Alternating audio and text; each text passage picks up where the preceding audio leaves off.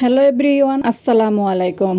Welcome back to my channel Kajol's recipe. আমি আপনাদের জন্য নিয়ে আসলাম কক মুরগ রেসিপি। চলেন রেসিপি দেখে নেওয়া যাক। এখানে আমি 1 কেজি লাল মুরগ নিয়েছি, কেটে ভালো করে ধুয়ে নিয়েছি। তারপর চুলায় একটা হাঁড়িতে পরিমাণ মতন তেল দিলাম। তারপর 2টা তেজপাতা, 5টা এলাচি, 2 টুকরা দারচিনি, 4-5টা লবঙ্গ একটু নেড়ে চেড়ে দিয়ে দিলাম 1 কাপ পেঁয়াজ কুচি। পেঁয়াজগুলো হালকা লাল লাল হয়ে আসলে, বেশি লাল করব না, একটু হালকা ভাজা ভাজা হলেই আমি দিয়ে দিলাম আদা বাটা 2 টেবিল চামচ, রসুন বাটা 1.5 টেবিল চামচ দিয়ে মশলাটা একটু কষিয়ে নিব যাতে কাঁচা গন্ধটা চলে যায়। এই যে 2 মিনিট কষানোর পর এখন দিয়ে দিব 1 টেবিল চামচ হলুদের গুঁড়া, 2 টেবিল চামচ মরিচের গুঁড়া, আর 1 টেবিল চামচ ধনিয়ার গুঁড়া, 1 টেবিল চামচ জিরার গুঁড়া। এই মশলাগুলো আমি ঘরেই বাঙ্গাই। দিয়ে মশলাটাতে একটু সামান্য পানি দিয়ে কষিয়ে নিব।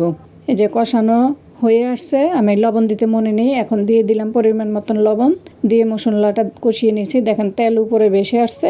এই পর্যায়ে বুঝে নেবেন যে কষানো হয়ে গেছে মশলা। তারপর দিয়ে দিলাম গোস্তগুলো, ধুয়ে রাখা গোস্তগুলো দিয়ে ভালো করে নেড়ে চেড়ে উল্টে পাল্টে নেড়ে চেড়ে নিতে হবে। তারপর ঢাকনা দিয়ে রেখে দেব 10 মিনিট। কাজলস রেসিপি মানেই খুব সহজ রেসিপি, কোনো উপকরণেরও প্রয়োজন নেই। ঘরে যা উপকরণ আছে তা দিয়েই আমি রান্না করে আপনাদের সাথে শেয়ার করি।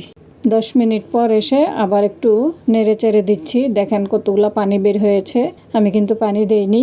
এই পানিটা শুকিয়ে আসা পর্যন্ত কষিয়ে নেব। এই যে চলে আসলাম আবার। এর ভিতর আমি 2-1 বার নেড়ে দিয়েছি।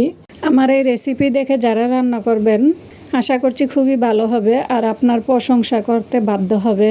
আমার এই রেসিপি নতুনদের জন্য অনেক উপকার হবে। এই যে পর্যায়ে এসে আমি কয়েক টুকরা আলু দিয়ে ভালো করে নেড়ে চেড়ে ঢাকনা দিয়ে দিলাম। পানিগুলো টেনে নিয়েছে।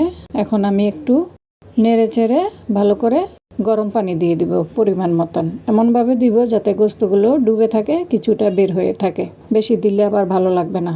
আপনারা চাইলে একটু পানি বেশি করে দিতে পারেন যাতে সিদ্ধ হয়ে যায়, কিন্তু খেয়াল রাখবেন যাতে অতিরিক্ত পানি হয়ে না যায়। আমি অনেক সময় নিয়ে কষিয়েছি, তাই প্রায় সিদ্ধ হয়ে গেছে।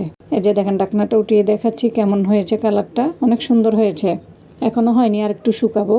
আমার এই চ্যানেলটা নতুন, প্লিজ সবাই একটু সাপোর্ট করবেন। যদি ভালো লাগে তাহলে চ্যানেলটা সাবস্ক্রাইব করে আমার পাশেই থাকবেন। আর একটা লাইক দিয়ে ভিডিওটা কন্টিনিউ করবেন। আপনার একটা লাইকই পারে আমার ভিডিওটা আরও অনেকের কাছে পৌঁছে দিতে। এই যে আমার রান্নাটা শেষ। কি সুন্দর লাগতেছে না কালারটা? এখন আমি আপনাদেরকে পরিবেশন করে দেখাচ্ছি। খুবই লোভনীয় লাগতেছে দেখে। খেতে কিন্তু খুবই মজা হয়েছে। এইভাবে রান্না করবেন, দেখবেন সবাই আপনার প্রশংসা করবে। ভিডিওটা শেষ করতেছি। সবাই ভালো থাকবেন, সুস্থ থাকবেন। আল্লাহ হাফেজ, আসসালামু আলাইকুম।